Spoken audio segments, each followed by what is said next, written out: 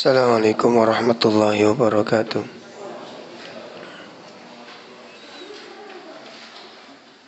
Alhamdulillahirabbil alamin. Alladzi arsala rasulahu bil huda wa dinil haqq liyudhhirahu 'alad dini kullih walau karihal musyrikun. Asyhadu an la ilaha illallah wahdahu la syarikalah wa asyhadu anna Muhammadan abduhu wa rasuluh. Ya ayyuhalladzina amanu taqullaha haqqa tuqatih wa la tamutunna illa wa antum muslimun.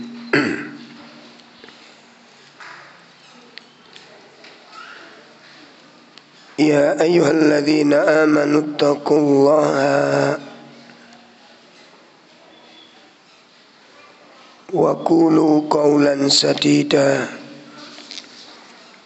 yuslih lakum a'malakum wa yaghfir lakum dhunubakum wa man yuti'illaha wa rasulahu faqad faza fawzan azima. I'lamu anna astaqal hadith kitabullah wa khairal hadi hadi Muhammadin sallallahu alaihi wasallam wa syarrul umur muhdatsatuha wa kullu muhdatsatin bid'ah wa kullu bid'atin dhalalah wa kullu dhalalatin finnar. Ikhwatul iman rahimani wa rahimakumullah.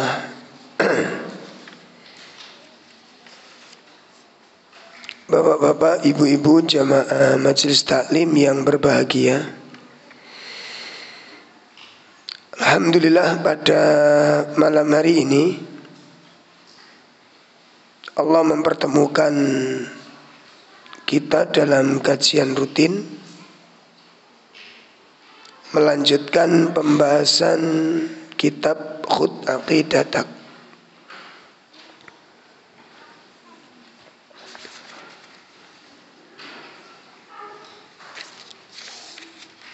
Sampai pada bab al-amalu bil Quran wal hadith. Ini menjelang bagian akhir.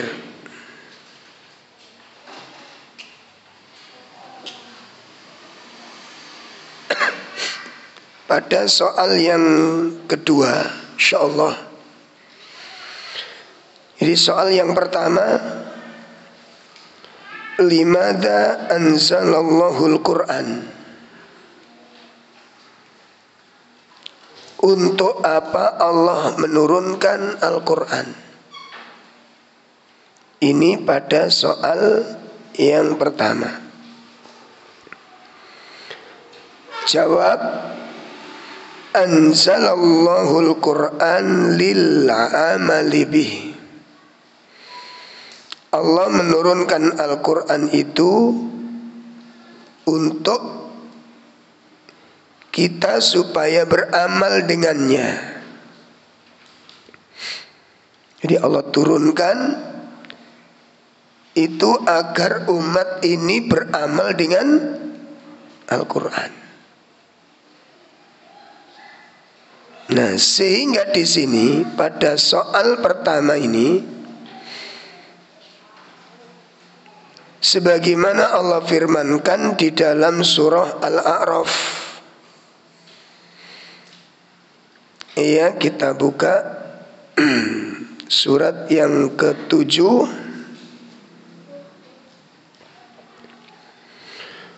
pada ayat yang ketiga.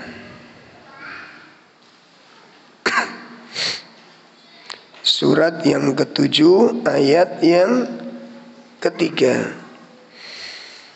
Allah Subhanahu wa taala menyebutkan di situ, ittabi'u ma unzila ilaikum mir rabbikum wa la tattabi'u min dunihi awliya qalilan ma tadhakkarun. Silakan. Ikutilah apa yang diturunkan kepadamu dari Tuhanmu, dan janganlah kamu ikuti selain Dia sebagai pemimpin. Sedikit sekali kamu mengambil pelajaran. Nah, di ayat ini Allah memerintahkan kita untuk ittiba,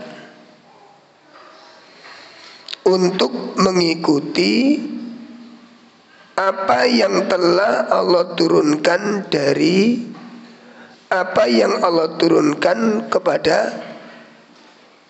Nabi Muhammad SAW, yang tidak lain itu adalah apa? Al-Quran. Jadi ayat ini Allah memerintahkan supaya Nabi mengikuti apa yang telah Allah turunkan kepadanya.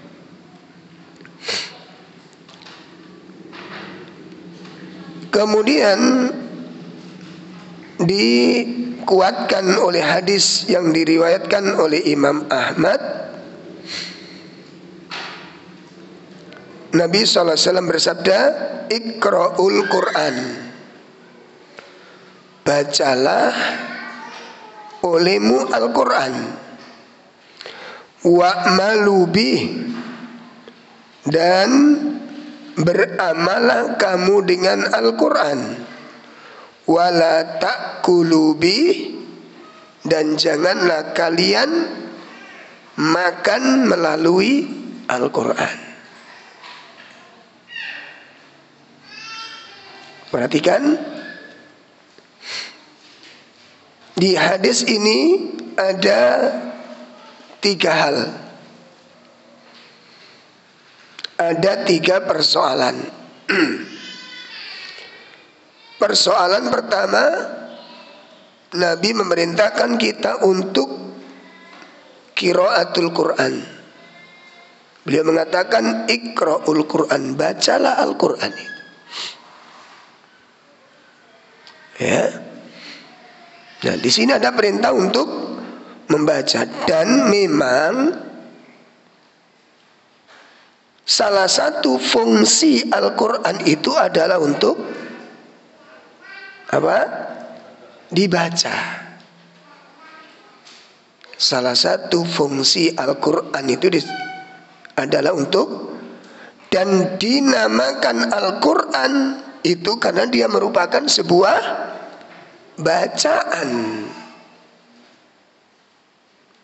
Kenapa demikian? Li'anna qira'atul Qur'an, li'anna qira'atul Qur'an, karena sesungguhnya membaca Al-Quran itu merupakan bagian min apa?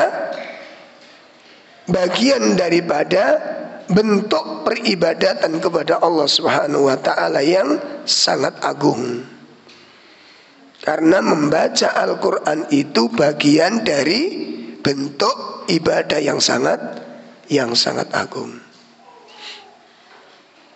dan memiliki keutamaan yang sangat luas. Oleh karena itu, seorang muslim yang baik, seorang mukmin yang benar, seorang mukmin yang sejati, hatinya cinta untuk membaca Al-Quran. Kenapa demikian? Karena dengan seringnya dia baca Al-Quran itu bisa menambah keimanan. Membaca Al-Quran itu bisa menambah keimanan dan bisa menguatkan jiwa. Ya, bisa menguatkan jiwa. Kalau kita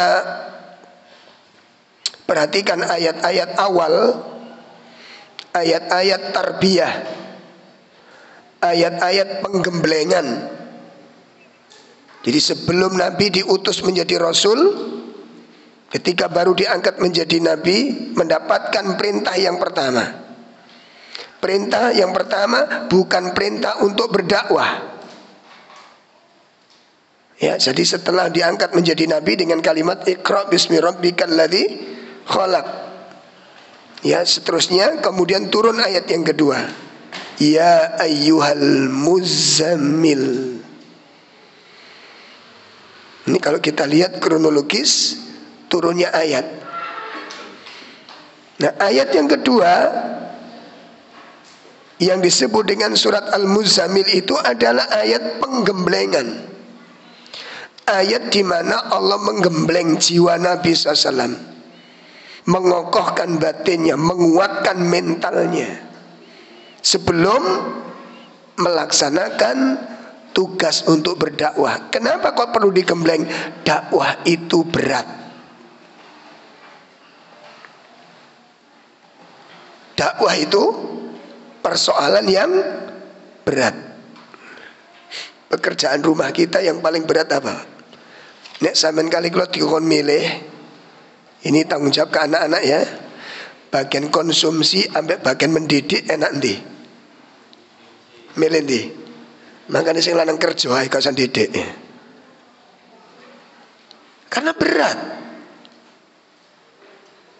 Dakwah itu urusan berat. Mendidik orang itu berat, tantangannya luar biasa. Sehingga karena pekerjaan ini berat, tanggung jawabnya berat, resikonya berat, membutuhkan mental yang kuat, membutuhkan jiwa-jiwa yang kuat, batin-batin yang kuat. Ya, dakwah itu beda dengan tabligh. Tabligh itu nyampe no mari, Pak. Makanya alim dengan khotib itu beda. Alim orang yang berilmu untuk mengajarkan, mendidik, mentarbiyah.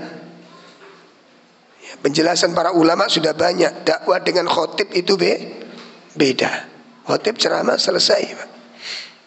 Dakwah tidak. Dakwah mendampingi umat, mengantarkan umat dari suatu pemahaman, merubah pemahaman umat kepada suatu pemahaman yang berbeda. Belum lagi membentuk karakternya yang sebetulnya sudah terbentuk dari awal.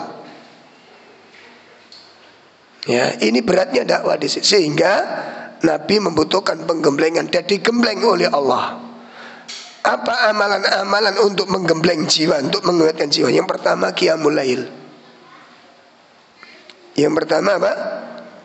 Qiyamul lail. Makanya panjenengan saya kalau ingin diberi kekuatan batin oleh Allah, kalau kita ingin dijadikan oleh Allah yang kuat jiwanya, teguh pendiriannya, pertama kuatkan qiyamul lailnya. Nah, kira-kira kalau mbak sampean sholat malamin nasibe piye mbak niki, Pak?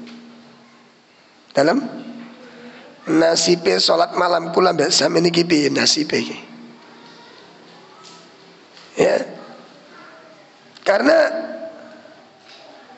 tidak ada satupun amal-amal yang dilakukan oleh orang mukmin kecuali qiyamul lail. Itu merupakan min da'bis sholihin. Salat malam itu bagian kebiasaannya orang-orang soleh dari sejak dulu, Pak. Dari nabi-nabi yang terdahulu sudah ada qiyamul lail. Ya. Itu yang pertama, qiyamul lail. Kuatkan salat malamnya. Kuatkan salat malamnya, dibangun salat malamnya, dilatih salat malamnya, dibiasakan salat malamnya. Yang pertama. Yang kedua apa? Tilawatil Quran. Allah katakan warattilil Qur'ana tartila. Ilmu ini berat. Menerima hidayah itu berat. Makanya Allah sebutkan inna sanulki qaulan apa? Sakila. Sesungguhnya kami akan menurunkan ucapan yang berat kepada Muhammad. Quran itu beban yang berat untuk diamalkan. Sehingga tidak sembarang orang bisa menerima, memahami, mendalami, dan mengamalkan Al-Quran. Gak setiap orang. Ini yang kemudian diungkapkan oleh Imam Ibnu Qayyim, perbedaan keutamaan ilmu dibanding harta. Kalau harta itu setiap orang bisa menguasai. Orang pintar bisa kaya, orang bodoh bisa kaya enggak? Bisa. Jadi orang kaya itu enggak mesti harus sekolah, Pak. Banyak orang enggak sekolah itu pintar-pintar banyak. Apa itu? Kaya-kaya itu banyak. Enggak harus sekolah kalau kaya. Ya, orang soleh bisa kaya, enggak soleh bisa enggak? Bisa. Muslim kaya bisa, kafir bisa enggak kaya? Bisa. Itu kalau kaya, kalau harta. Itu kalau harta. Ilmu tidak bisa.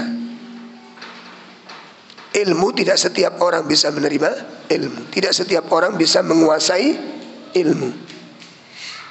Yang kedua, tilawatil Quran, untuk menguatkan jiwa. Makanya perintah yang pertama yang datang kepada Nabi SAW setelah sholat malam, setelah itu apa? Warotilil Qur'ana tartila. Setelah itu apa? Zikir dan doa. Setelah itu zikir dan doa. Fadkurisma rabbik wa tabattal ilaihi tabtila. Sebutlah nama Tuhanmu. Nah, itu bisa bermakna zikir, bisa bermakna doa. Libatkan Allah, panggil nama Allah, sebut nama Allah. Dalam arti apa? Untuk minta tolong terhadap masalah-masalah ini. Setelah itu apa? Yang keempat adalah watabattal ilaihi tabtila. Beribadah dengan sepenuh hati, itu kekuatan jiwa yang serius, sing tenanan. Ini untuk menguatkan jiwa.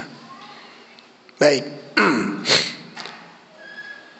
Ini penjelasan hadis tersebut. Iqra'ul Quran. Syekh Al-Utsaimin menjelaskan, membaca Al-Quran itu ada 3 tahap. Tilawatil Quran itu ada 3 tahap. Yang pertama tilawatul lafad, membaca dengan lafadznya. Ini juga merupakan ibadah kepada Allah, membaca lafadznya. Yang kedua tilawatul makna wa tafsir, membaca makna dan tafsirnya. Membaca makna dan tafsirnya. Yang ketiga tilawatul amal,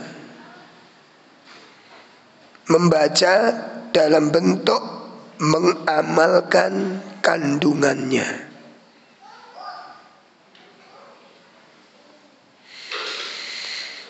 Sesuai dengan hadis Nabi SAW, ada 3 perkara tadi. Yang pertama Iqra'ul Quran. Yang pertama kita diperintahkan untuk apa? Membaca Al-Quran. Dan ini tolong diperhatikan dengan baik tilawah Qurannya ini. Ya, tolong kita terutama di zaman-zaman yang sudah seperti ini harus punya keinginan sendiri, harus dibangun kecintaan kita kepada Al-Quran. Perbanyak rumah-rumah kita dibacakan Al-Quran. Ya,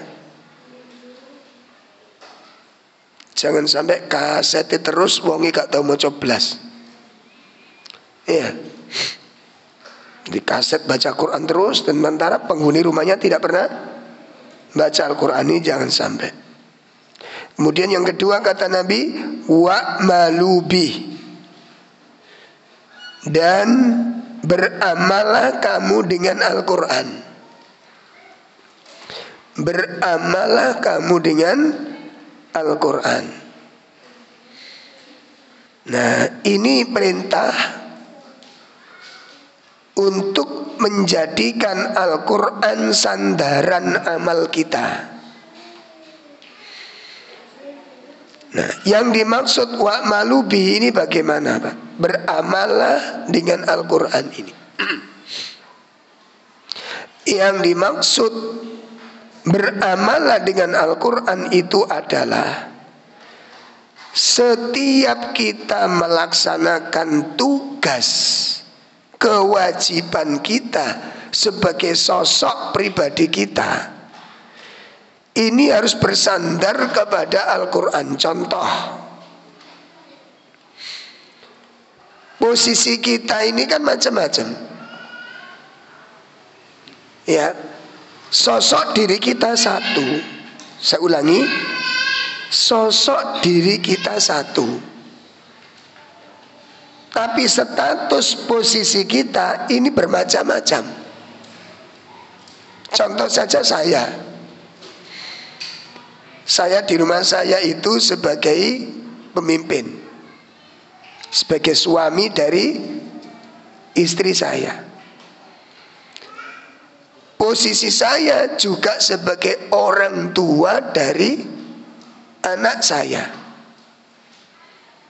Status saya sebagai mantu dari mertua saya. Dan saya sebagai kakak dan juga adik dari saudara-saudara saya. Pertanyaannya kan begini. Ini saged dipahami nggih? Diri kita satu, tapi status kita banyak. Dan masing-masing status itu ada kewajiban yang berbeda-beda. Saged dipahami nggih? Saged dipaham? Tadi saya katakan saya sebagai suami itu bagi istri saya, bagi anak saya. Saya orang tua, bagi orang tua saya. Saya anaknya, bagi mertua saya. Saya mantunya, bagi kakak saya. Saya adiknya. Saya punya status yang sangat banyak. Dan masing-masing status ini ada kewajiban. Masing-masing status ada. Belum lagi dengan tetangga kanan kiri, sudah ada kewajiban yang berbeda lagi. Nah, untuk menjalankan tugas sebagai status tadi itu benar kalau disandarkan kepada bagaimana Al-Quran mendidik kita, memberi petunjuk kepada kita. Jadi suami yang baik itu bagaimana menurut Al-Quran? Nah, ini pertanyaannya di sini. Kalau kita sebagai suami bagi istri kita, sudahkah kewajiban kita sebagai suami itu dilaksanakan sebagaimana petunjuk Al-Quran? Menjadi suami versinya Quran itu bagaimana? Saged dipaham? Iki dijupuk mawon iki, mboten napa niki? Menghalangi. Nah, lu bener sing ngantuk saya ketok. Lepatnya tau ngantuk. Ya. Terus saya sebagai orang tua dari siapa? Anak saya. Ada kewajiban bagi orang tua? Ada untuk anak-anaknya. Persoalannya, bagaimana seorang ayah menjalankan tugasnya sesuai dengan petunjuk Al-Quran? Ini anak pada orang tua kita, bagaimana kita menjalankan tugas anak sesuai dengan Al-Quran? Ini yang dimaksud wa'malu bih, berdagang. Bagaimana kita berdagang sesuai menjadi pedagang sesuai petunjuk Al-Quran, menjadi pembeli. Bagaimana kita menjadi pembeli sebagaimana petunjuk Al-Quran. Ini yang dimaksud wa'malu bih. Ya, sehingga kita perlu belajar dalam bidang fikih nanti. Itu belajar dari segala sisi. Belajar tugasnya sebagai suami itu apa saja, tugasnya menjadi anak itu apa saja, tugasnya menjadi orang tua itu bagaimana, tugasnya menjadi tetangga yang baik itu bagaimana, menjadi pedagang yang baik bagaimana, menjadi majikan yang baik bagaimana, menjadi pembantu yang baik bagaimana. Ini dicocokkan sifat itu dengan Al-Quran. Itu yang dimaksud oleh Nabi wa'malu bih. Sangat dipahami ini ya.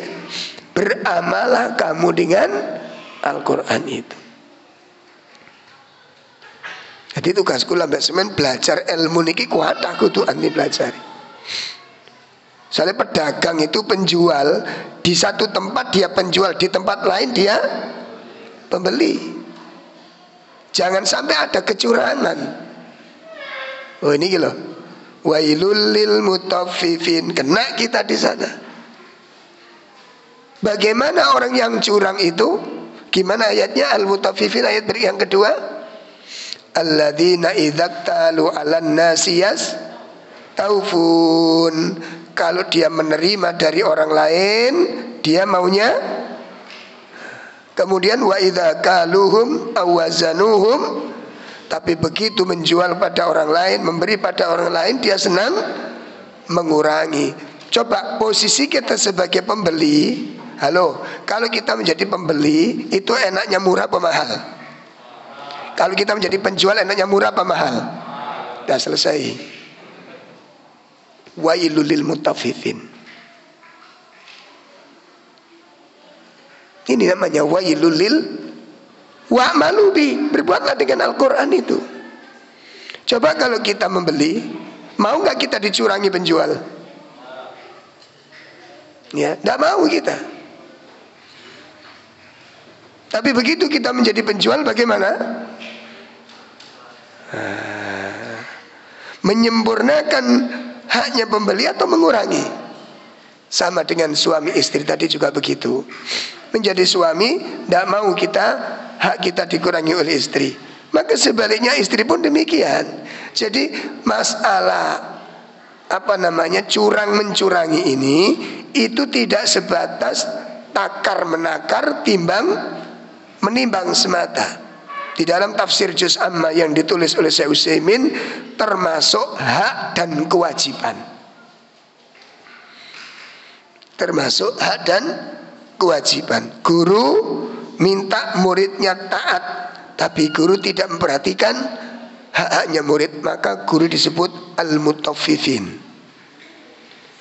Suami minta istrinya supaya setia, haknya dipenuhi, tapi suami tidak memenuhi haknya istri, maka suami seperti ini disebut al-mutaffifin.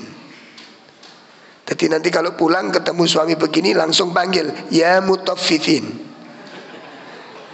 wahai yang curang. Ini wa'malu bih, beramallah dengan Al-Quran. Yang ketiga, wala ta'kulu bih, dan jangan engkau mencari makan dengan Al-Quran ini.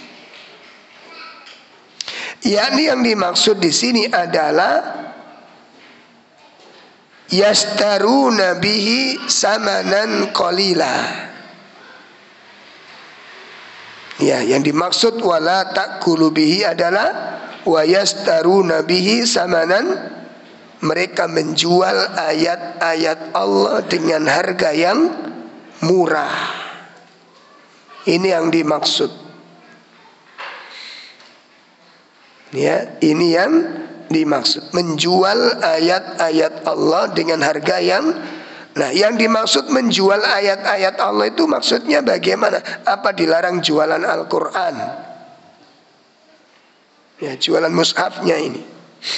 Yang dimaksud menjual ayat-ayat Allah dengan harga murah itu menyembunyikan beberapa syariat karena takut dimusuhi oleh manusia.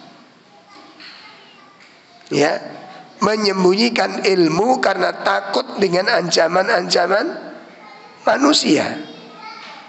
Takut ditinggalkan dakwahnya, takut dijauhi, takut dimusuhi. Ini yang disebut wa yastaruna bihi samanan qalil. Takut ditinggalkan umat. Ini wa yastaruna bihi samanan qalil. Baik, ini soal yang pertama. Jadi Al-Quran diturunkan itu untuk diamalkan. Sehingga kita perlu belajar lagi, Pak. Perlu belajar lagi. Adab-adab seorang mukmin ini banyak yang kita belum dipelajari secara total. Adabul yaumiyah, adab-adab harian muslim. Apalagi kalau saya baca, terutama adab bertamu, adab safar, ini banyak kita melanggar. Ya, banyak pelaksanaan yang tidak sesuai dengan syariat. Ya, kalau kita menjadi tamu atau kalau kita sedang bertamu, itu banyak, Pak, banyak pelanggaran. Di antaranya dari mulai ngetuk pintu, Masya Allah. Ngetuk pintu biasanya kalau kita bertamu niku pripun? Apa maneh gak teko-teko sing dia gak ada jawaban. Disebutkan dalam sebuah hadis, Nabi itu kalau ngetuk pintu tamu itu dengan kukunya. Lah gak krungu-krungu nek kula mbek sampean. Astagfirullah. Satu, ndak boleh keras-keras. Yang kedua, tidak boleh setelah ngetuk pintu tidak boleh mengintai. Sementara kula mbek sam mesti nek dikano jawaban mesti penasaran. Gitu? Iki jane wong ono apa? Ora.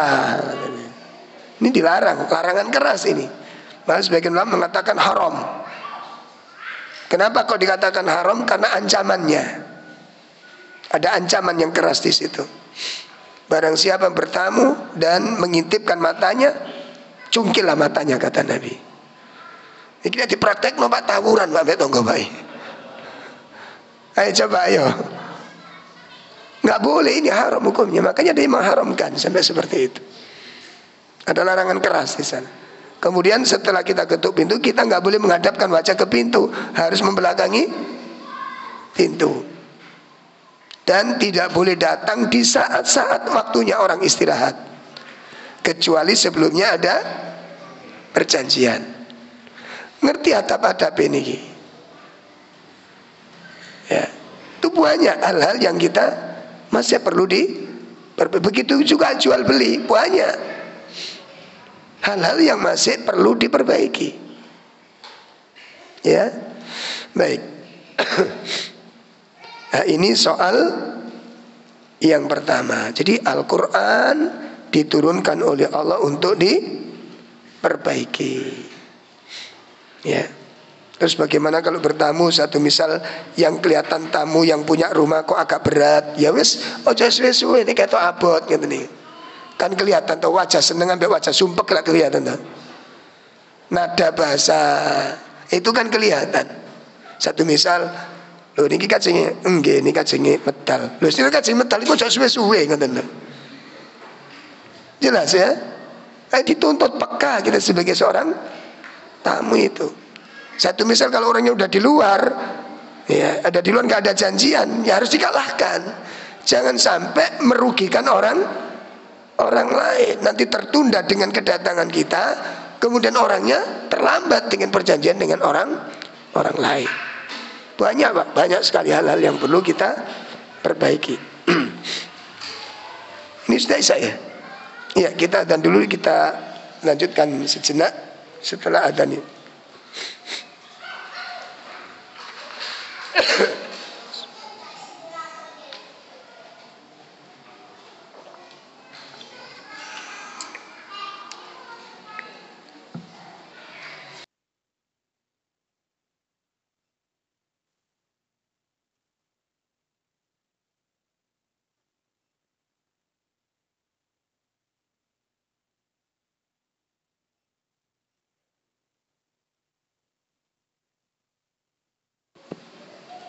Alhamdulillah, kita lanjutkan sedikit.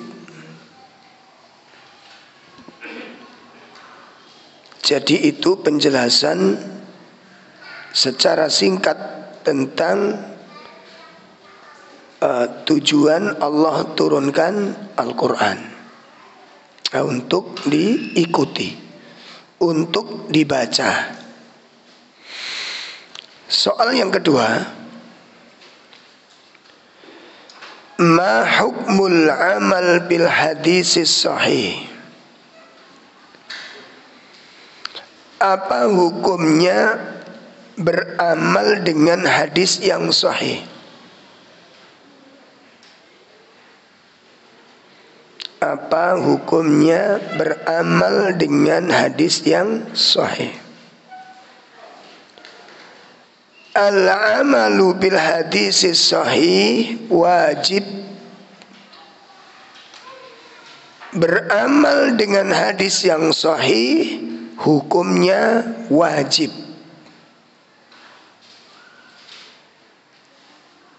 Ya, beramal dengan hadis yang sahih hukumnya wajib. Berdasarkan firman Allah Subhanahu wa ta'ala di dalam surah Al-Hasr, surat yang ke-59 ayat 7. Ya, a'udzu billahi minasyaitonir rajim. Ma afa Allahu ala rasulihi min ahlil qura falillahi walir rasuli walidhil qurba wal yatama wal masakini wabnis sabil kay la yakuna dulatan bainal aghniya'i minkum وَمَا آتَاكُمُ الرَّسُولُ فَخُذُوهُ وَمَا نَهَاكُمْ عَنْهُ فَانْتَهُوا وَاتَّقُوا اللَّهَ إِنَّ اللَّهَ شَدِيدُ الْعِقَابِ.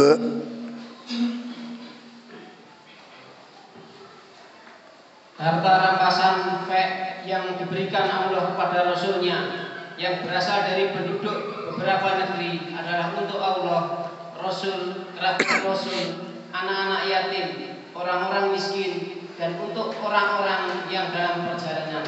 Agar harta itu jangan hanya beredar di antara orang-orang kaya saja di antara kamu. Apakah yang diberikan Rasul kepadamu adalah dan apa yang dilarang dan apa yang dilarangnya bagimu maka tinggalkanlah. Dan bertakwalah kepada Allah, sungguh Allah sangat keras hukumannya. Baik. Yang menjadi dasar, yang menjadi dalil adalah ayat wa ma atakumur rasul fakhudhuhu wa ma nahakum anhu fantahu. Apa saja yang Rasul berikan kepadamu, maka terimalah, ambillah. Ya, apa saja yang Rasul berikan kepadamu, maka ambillah. Wa ma nahakum anhu fantahu. Dan apa saja yang Rasul cegah, maka jauhilah. Hadis ini dikuatkan dalam hadis yang lain yang diriwayatkan oleh Imam Bukhari. Ayat ini dikuatkan dengan hadis yang lain. Imam Bukhari dan Imam Muslim meriwayatkan, idza amartukum bi amrin fa'tu minhu mastata'tum. Apabila Rasul memerintahkan kepadamu dengan suatu perkara, dengan suatu perintah, ya, fa'tu minhu mastata'tum, maka tunaikanlah perintah itu sesuai dengan kemampuanmu. Apabila Rasul memerintahkan kepadamu dengan suatu perintah, maka laksanakan perintah itu sesuai dengan kemampuanmu. wa ma nahitukum anhu, dan apabila Rasulullah melarangmu tentang sesuatu, fajtanibu, maka jauhilah apa yang dilarang oleh Rasul kepadamu. Nah, dua dalil ini menunjukkan ya bahwa mengamalkan hadis yang sahih itu adalah hukumnya wajib.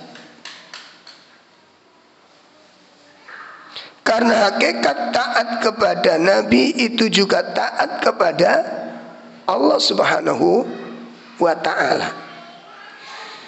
Imam Ibnu Katsir menukilkan satu hadis. Ya, Imam Ibnu Katsir menukilkan sebuah hadis yang berasal dari Imam Ahmad, yang diriwayatkan oleh Imam Ahmad.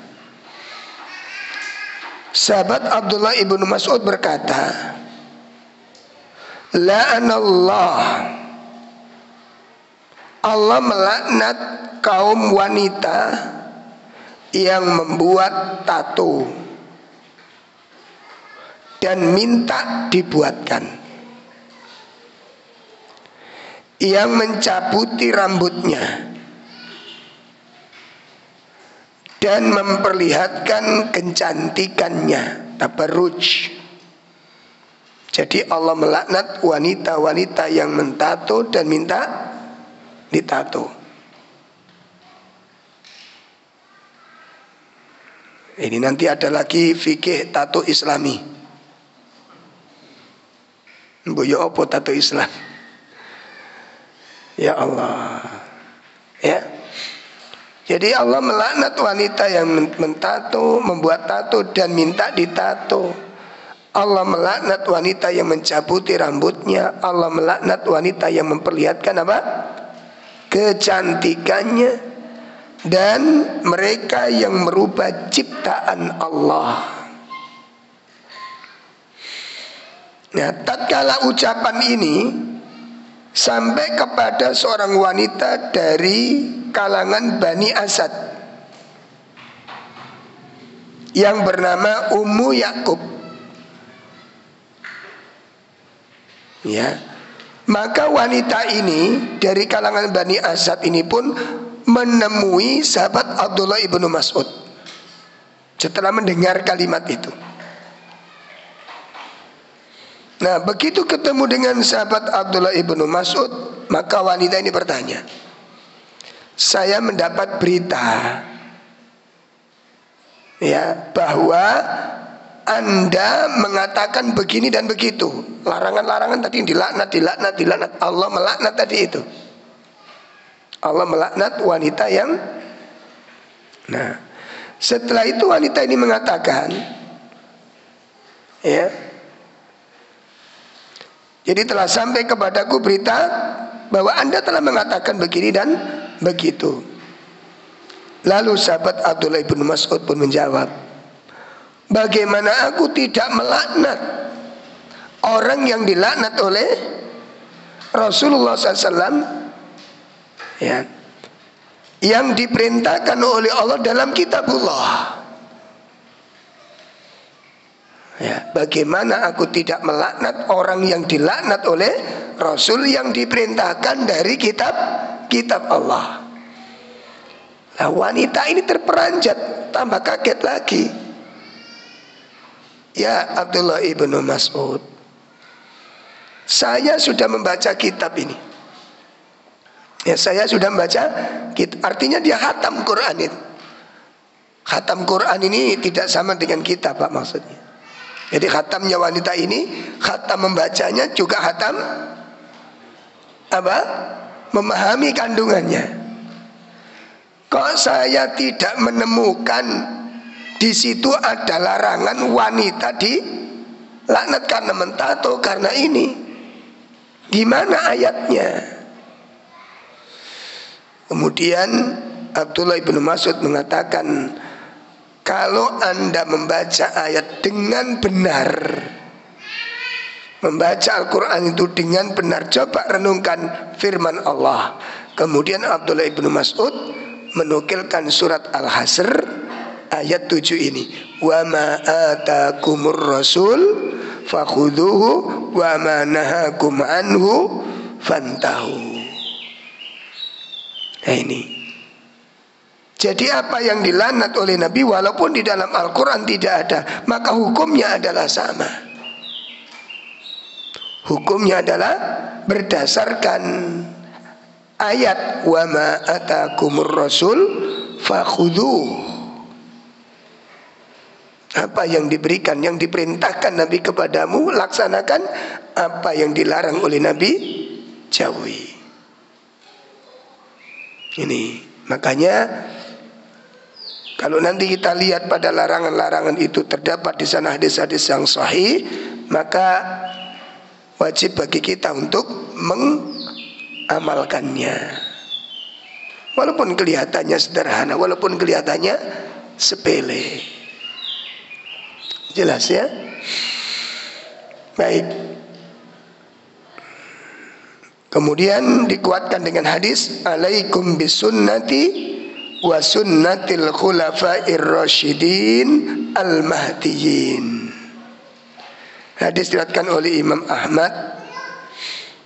Nabi menyatakan, wajib atas kalian untuk berpegang dengan sunnahku. Wajib atas kalian untuk berpegang kepada sunnahku.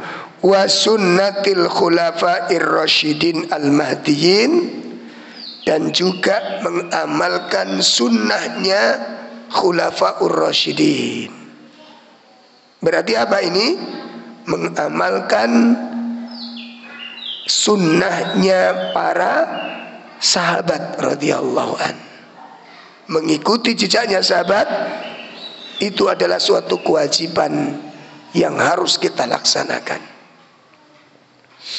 Mengikuti jejaknya para sahabat adalah suatu kewajiban yang harus kita laksanakan. Nah, ikhwatul iman rahimani wa rahimakumullah, sampai di sini dulu kajian kita malam ini. Masih soal yang kedua, penjelasan tentang alaikum sunnati wa sunnatil khulafa'ir rasyidin. Jadi soal yang kedua, bab beramal dengan Al-Quran. InsyaAllah nanti akan penjelasan kita akan sambung pada pertemuan yang akan datang insyaAllah. Demikian kajian kita malam ini, kurang lebih mohon maaf. Wassallallahu ala nabiyyina Muhammad. Subhanakallahumma wa bihamdika asyhadu an la ilaha illa anta astaghfiruka wa atubu ilaik. Assalamualaikum warahmatullahi wabarakatuh.